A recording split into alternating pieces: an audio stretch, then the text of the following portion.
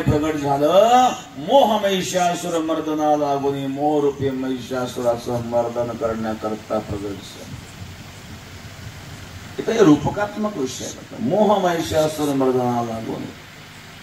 काही लोक महिषासुर म्हणून देवी पुढे रेणा कापतात, काही लोक बकर कापतात. ज्या देवीने जग निर्माण केलं, प्रत्येक जीवाला जन्माला घातलं, ती देवी कापायला कसं काय सांगितलं? काय परंपरा मध्यंतरीच्या काळामध्ये सुरू झाल्या आणि त्याची विकृती समाजासमोर आली. यज्ञ यागामध्ये जीवाची हत्या घडली. शास्त्र तर सांगतो कोणाची हत्या करू नका, कोणाचा द्वेष करू नका. आणि बाई जीवाची हत्या कशी काय? हे तमोगुणी लोक आहेत आणि तमोगुण हा अधपाताला कारण आहे. मग भक्ती सात्विक असावी, तमोगुणी भक्ती नसावी. तमोगुणी भक्ती करणाराचा अधपात होतो. अशा प्रकारे सात्विक भक्ती म्हणजे नवविध भक्ती आहे. मोहरूपी महिषासुराचं मर्दन करण्याकरता भगवत जननी भवानी माता प्रगट झाली. तर मोह महिषासुर सांगितला. इथे रेड्याने का पाहायचा? काही रूपकात्मक गोष्टी असतात, पण लोक काय करतात त्याचा अर्थ हे झाला होता. तुकाराम महाराज प्रमाण येतं. काम क्रोध बकरा मारा पूजा रखुमाई चावरा. काम क्रोध बकरा मारा. इथं काम क्रोध रूपी बकरा मारा सांगितलं, पण त्याच्यामध्ये शब्दाला बकरा मारा. बकरा मारा हा शब्द कोणाचा आहे? तुकाराम महाराज. बाकी सोडून द्यायचं, तेवढं शब्द घ्यायचं. काही लोक तेवढे शब्द बोलता करतात जो सोयीचा असायचं.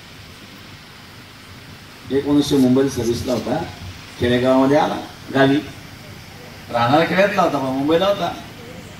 दीपोळीचा पिरियड आहे, 5-6 दिवस सुट्या होत्या. चला आता दीपोळीला गावी. पूर्वीचा काळ असे काही साधनं नसायचे. एखाद्या मोठ्या गावात एखादी बस यायची, मग 4-2 किलो पैसे जावं लागत होते. आणि याने काही सामान आणलं होते करून मुंबईवरून. याला काही पैशाची सवय नव्हती. एक वारकरी चालले, हे वारकरी बाबा चला, हे सामान घेऊन चला माझ्याबरोबर. सामान तुझं मला घेऊन चला कसं काय म्हणतो? तुमचे तुकाराम महाराज म्हणतात ना, तुका म्हणे माझे तुम्हा संतांवर ओझे. एवढं ओझं घ्या ना तुम्ही. माळ काय घातली, गंध काय नावली, म्हणजे टपोरी माळ घातली. माळकरी म्हणजे सगळ्या जगाला चेष्टाच, सगळ्या जगाला मिळवणार, कोणी येऊन चेष्टा करा माळकरी. कळलं का? माळकरी ना तुम्ही, तुम्हाला शोभता का असं?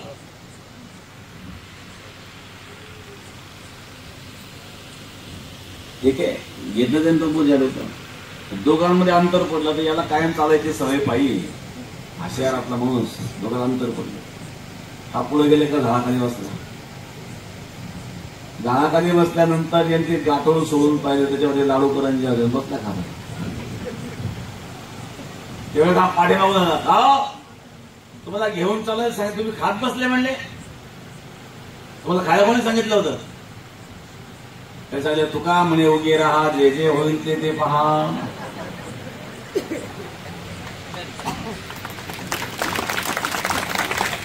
आता तुकाराम महाराजांनी अभंग कशा करता लिहिले, अर्थ काय लावतात?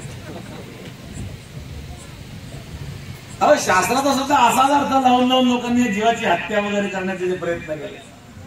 बळी प्रथा, हत्या, याचे अर्थ खूप वेगळे आहेत. म्हणून जीवाची हत्या करू नये. ही जगज्जननी माता आहेत, हिची भक्ती आहेत नवविध भक्ती. श्रवणम कीर्तम विष्णू स्मरणम पाद सेवनम अर्चनम वंदनम दास्यम सत्यम आत्मनिवेदनम, या 9 प्रकारच्या भक्ती आहेत.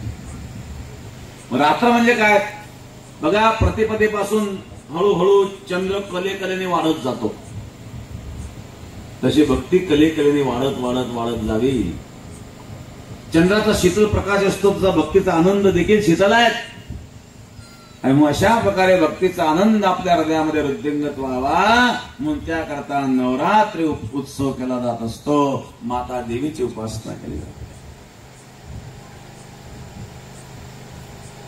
मग परमात्मा तर एक आहे, पण एकच परब्रह्म परमात्मा, तो कधी देव बनतो कधी देवी बनतो.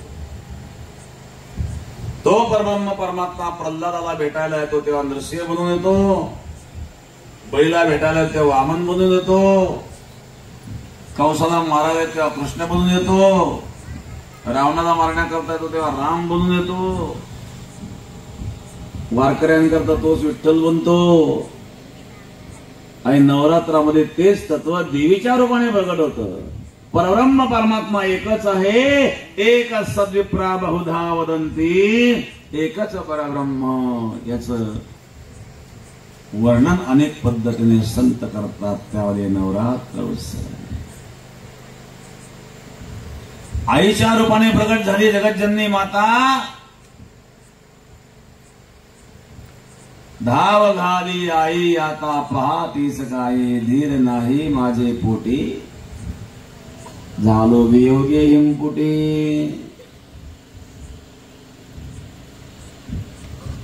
येयो येयो ये धावून या विलंब का वाया लावेला कृपाळे.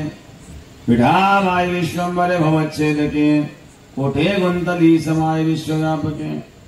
न करी न करी न करी आता आळस अभेरो भावया प्रगट कैसा दुर्यंतर. ने घे माझी वाचा विसावा, तुका म्हणे हवा हवा हवा साधावा. हे जगज्जननी माते माझ्या करता धावून आई ही धावून झाली असते. आ म्हणजे विशाली म्हणजे प्रेम, विशाल प्रेम जिच्या अंतःकरणात आई म्हणतात. शिवाजी महाराजांच्या इतिहासामध्ये हिरकणीबाईचा उल्लेख येतो. त्याची हिरकणीबाई होती ना, ही गडावर आली काही कामाच्या निमित्ताने किल्ल्यावर. बाळाला पाळण्यामध्ये झोपून, पण तिला किल्ल्याच्या बाहेर पडण्याकरिता उशीर झाला. आता नियम आहे, वेळ संपला म्हणजे किल्ल्याचे दरवाजे बंद. तिथं असणारे जे द्वारपाल होते त्यांनी किल्ल्याचे दरवाजे बंद केले आणि तेवढ्यामध्ये हिरकणीबाई पोचली. हिने त्या द्वारपाळांना विनंती केली, अहो मला सोडा तुम्ही, माझं बाळ पाळण्यात झोपलंय, मी रात्रभर तरी इथे थांबले, तर ते बाळाचं काय होईल. ते रडायला लागले. त्यांनी सांगितलं आदेशाचं पालन एवढं आमचं काम असतं. वेळ संपला, आम्ही दरवाजे बंद केले, आता गेट आम्ही उघडू शकत नाही. आम्ही आदेशाचं उल्लंघन नाही करू शकत. ते रडायला लागले. खूप विनंती केली तरी पण द्वारपाळने ऐकलं नाही, ते निघून गेले. तिला वाटलं रात्रभर इथं कसं थांबावं, लहान मूल पाण्यात झोपवलंय. शेवटी कुठून काही मार्ग सापडतो का म्हणून त्यांनी प्रयत्न केला. एके ठिकाणी एक कडा तुटलेला होता, तिथून चढण्याचा प्रयत्न केला. ती चढायची, पुन्हा खाली घसरायची, पुन्हा खर्चटायचं, परंतु हिंमत करून तिने त्या तुटलेल्या कड्यावरून हळूहळू चढून उतरण्याचा प्रयत्न केला आणि तिला सफलता मिळाली. ती किल्ल्याच्या बाहेर पडली. लागलं तिला, खर्चटलं, रक्तही नाही. पण लेकुराचे हित वाहे माऊलीचे चित्त, ऐशी कळवल्याची जाती करी लाभाविन प्रीती. लाभाविन प्रीती करणारी कळवल्याची जाती म्हणजे आई असते. बाळ पाळण्यामध्ये झोपून मी आलेला आहे, त्यामुळे मी बाळापासून दूर राहू शकत नाही. बाळापर्यंत पोहोचण्याकरता जे काही करता येते तिने केलं.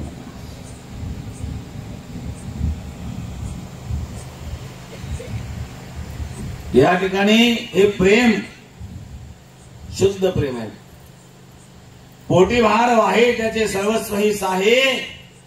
9 महिने बालकाला पोटात उदरात जिने सांभाळलेला आहे, त्याच्याबद्दल जे प्रेम त्याच्या अंतःकरणात.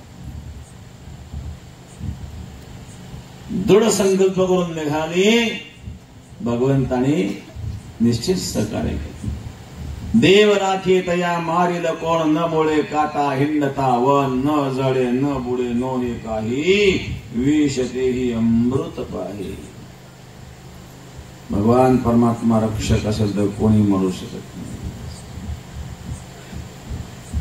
जेव्हा ती हिरकणीबाई घरी गेली, आपल्या मुलाला स्वस्थ झोपलेलं पाहिलं, तेव्हा तिला समाधान मिळालं. हे आईचं अंतःकरण आहे.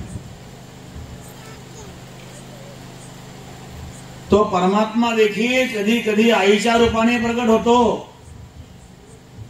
आत्मा स्त्रीलिंगी नाही, पुल्लिंगी नाही, नपुसकलिंगी नाही. स्त्री पुरुष हे देहाचे धर्म आहे, आत्म्याचे धर्म नाही.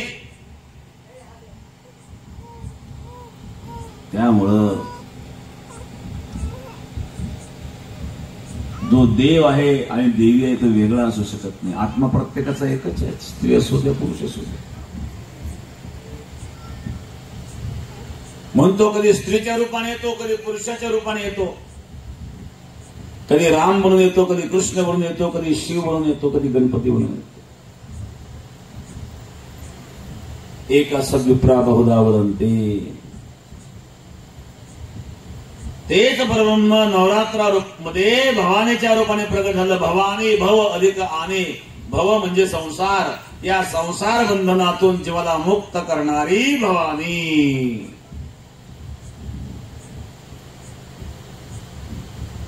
आणि दुर्गा रूपाने तिचं पूजन केलं जातं. दुर्गा दुर्गम असणाऱ्या संसारातून जीवाला मुक्त करणारी दुर्गा माता आहे. या नवरात्र उत्सवाच्या निमित्ताने असणारा हा योग तरुण मंडळ, ज्येष्ठ मंडळ, महिला मंडळ, महिलाही बहुसंख्य या ठिकाणी उपस्थित आहेत.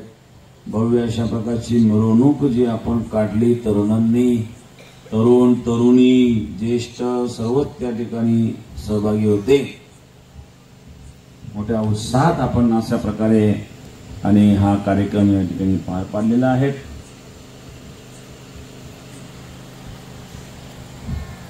तर मी समस्त ग्रामस्थ सरालाकरांना धन्यवाद देईल. बेट हे सराल्याच्या अंतर्गत आहे.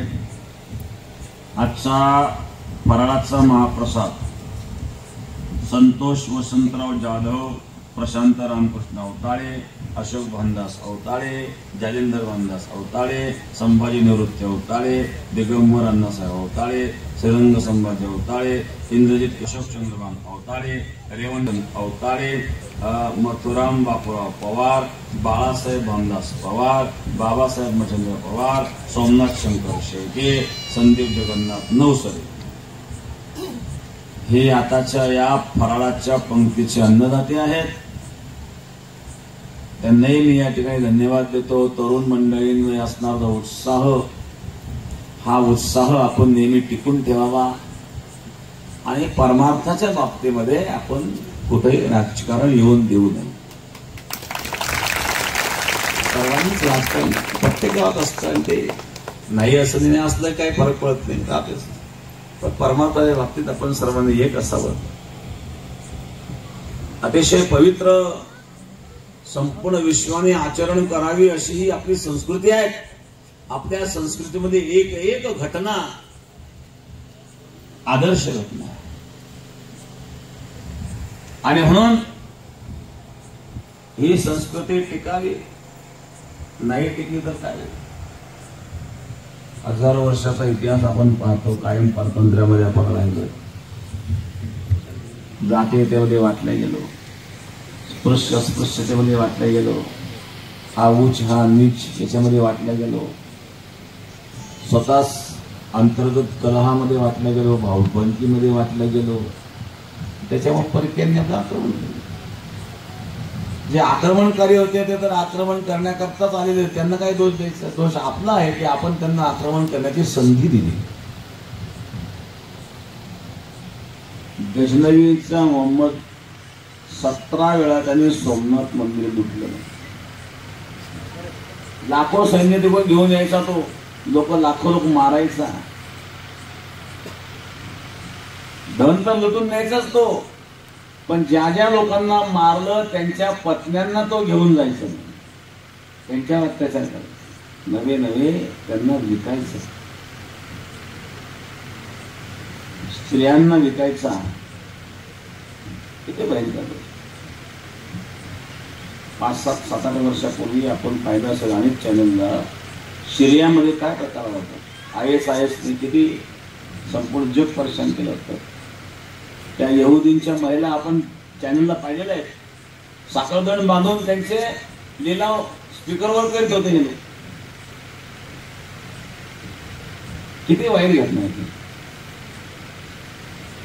हा प्रकार आपल्याकडे भारतात खूप झालेला आहे. जम्मू काश्मीरमध्ये फारुख अब्दुल्ला जेव्हा मुख्यमंत्री होते त्यावेळेला त्यांनी जेव्हा आदेश दिला होता की जम्मू काश्मीरमध्ये असणारे जेवढे काही काश्मीरी पंडित आहेत त्यांनी इथून काश्मीर सोडून निघून जावं. नुसता असा आदेश नव्हता केला त्यांनी. त्या काश्मीरी पंडितांनी निघून जाताना आपल्या मुली आणि बायका येथे ठेवून जावं असा आदेश केला होता. किती वाईट घटना. आजही काश्मीरी पंडित परत गेलेले नाही ते काश्मीरमध्ये. हिंमत नाही त्यांची जायची.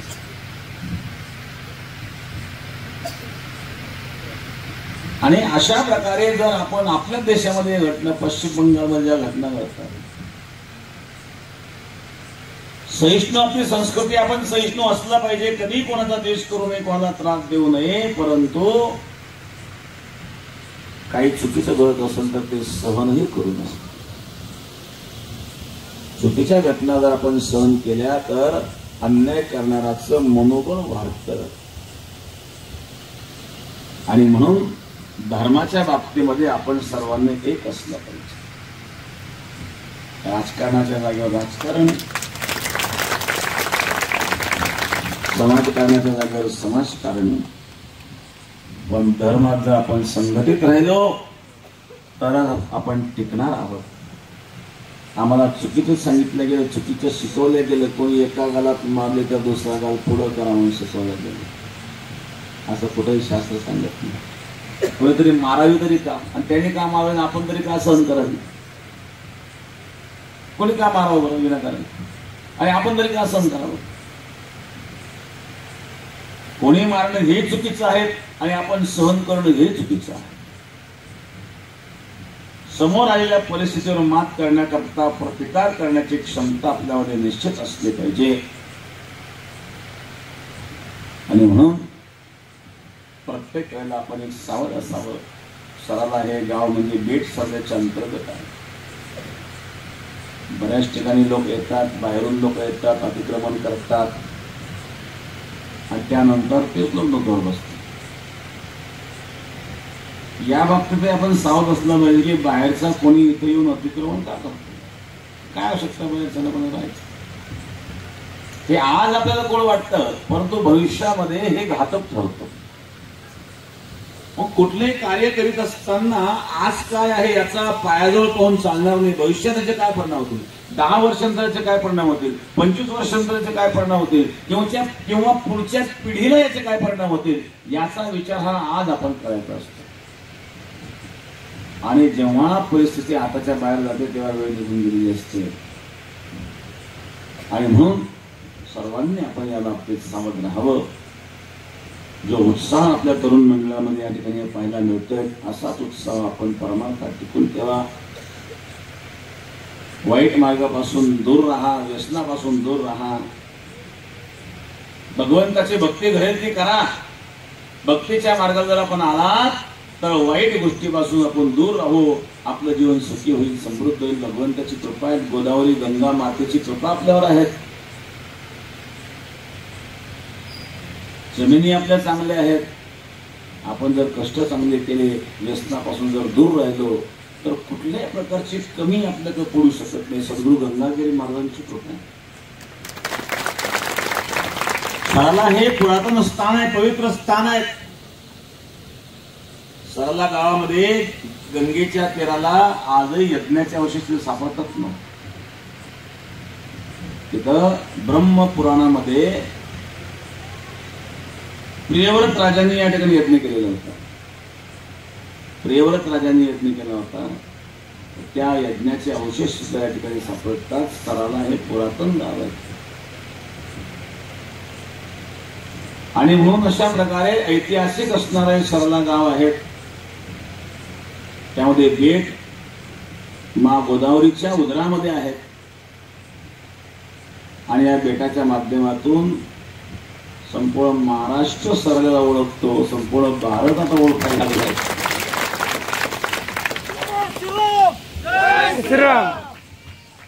तर अशा प्रकारे म्हणून सरला गाव अतिशय या ठिकाणी आपण पवित्र राहिलं पाहिजे, चांगल्या संस्काराने राहिलं पाहिजे. तर आपल्या गावातून इतर लोक आदर्श घेणार आहेत. अशाच प्रकारे एक संघ आपण असावं, सुंदर अशा प्रकारे आपण हा कार्यक्रम या ठिकाणी पार पाडला। त्याबद्दल नवरात्र देवी उत्सव मंडळ, ज्येष्ठ मंडळ, तरुण मंडळ, महिला मंडळ, भजनी मंडळ, समस्त ग्रामस्थ, साला आणि पंचक्रोशीतील भक्त मंडळ सर्वांना मी या ठिकाणी धन्यवाद देतो। आता या ठिकाणी फराळाची पुंडली वरद्या विठ्ठल श्री ज्ञानदेव तुकाराम सद्गुरु गंगागिरी महाराज की जय, सद्गुरु नारायणगिरी महाराज की जय, पंढरीनाथ भगवान की जय, दुर्गा माता की जय।